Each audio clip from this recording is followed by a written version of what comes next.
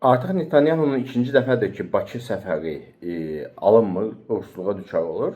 Düşünürəm ki, bunun həm daxili, həm də xarici faktorlarla əlaqəsi var.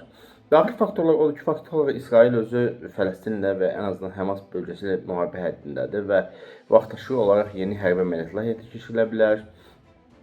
İsrailin daxili siyasətində deyək ki, Netanyahaya qarşı təhlükə yarada bilər məhkəmədən və müxalifətdən. Eyni zamanda İsrailin qonşuları ilə müharibə etmə ehtimalı, daxildə ordunu təhlükəsizlik qüvvələrini bir araya cəmləmək və bunlara rəhbərlik etməyi məcbur eləyir. Buna görə Netanyahu ölkədən çıxa bilmir. İkinci faktor isə xarici faktorlarla bağlıdır. Xarici faktorlar nədir? Bu ilk öncə Suriyada başlama ehtimalı olan yeni müharibədir Druzlara qarşı və deyək ki, digər etnik qruplara İsrail dəstək verir. Suriyanı bombalayıb, 20-dən çox məntəqəsində bombardman edib. Suriya hava sahəsində Türkiyə təyyarələrlə üz-üzə gəlib İsrail qırıcıları. Faktiki olaraq Suriyada belə deyək, Türkiyə ilə və Suriyanın özü ilə ciddi toqquşma ehtimalı var.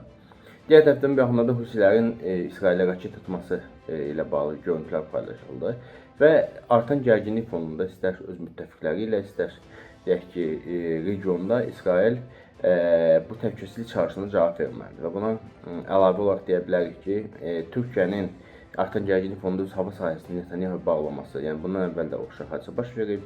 Bu dəfə də bu hava sahəsi bağladıqdan sonra Netanyahu 2 dəfə daha uzun bir məsafə uçmalı idi. Əslində ola bilsin o məsafəni hesablayıb uçmur və yaxud regionda baş verəcək əlavə deyək gərginlik müharibə fonunda öz həyatını, təhlükəsini risk atmaq istəməyib.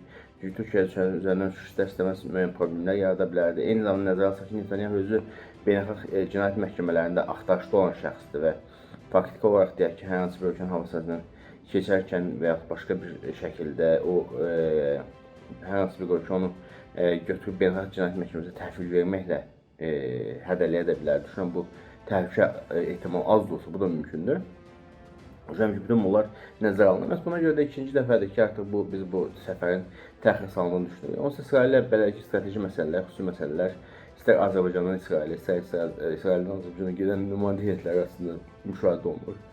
Ancaq istənilən halda deyək ki, həm daxildə deyək Fələstində bir müharibədə olan, daxildə çəkişmələr olan bir ölkənin rəhbəri, həm nəzərə alsaq ki, Suriyada qızışan yeni bir münaqişənin tərəfi və Türkiyə ilə getdikcə və digər region ölkələrlə münasibətlər kəskinləşən bir halda İsrailin baş nazirinin iki səfərinin təxirə salınması çox təəccüblü deyil. Yəni düşünürəm ki, burada istənilən halda İsrail tərəfi həm baş nazir təhlükəsizliyini, Netanyahu təhlükəsizliyini, həm də ölkədəki prioritetləri müəyyən etməli. Çünki müharibənin ortasında Azərbaycana gəlib deyək ki, müharibənin, onun gedişatını, təhlükəsizlik məsələlərini və s. baş nazir nəzarətdə qoya bilməz bir cəhətdən də.